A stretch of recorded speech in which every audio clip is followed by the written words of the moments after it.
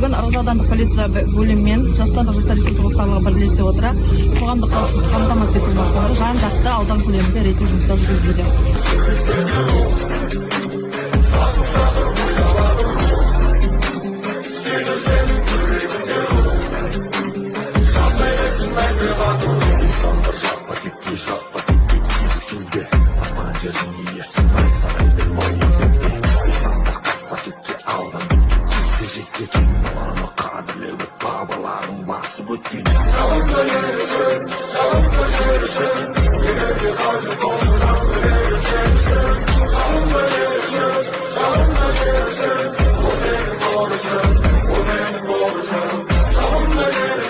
Ырғыз аудандық полиция бөлімінің қызметкерлері аудандық волонтерлермен бірігіп, отбасылық зорлық-зомбылық жасаған қорғау тұлғаларымен мекен-жайы бойынша тексеру жұмыстары жүргізілді.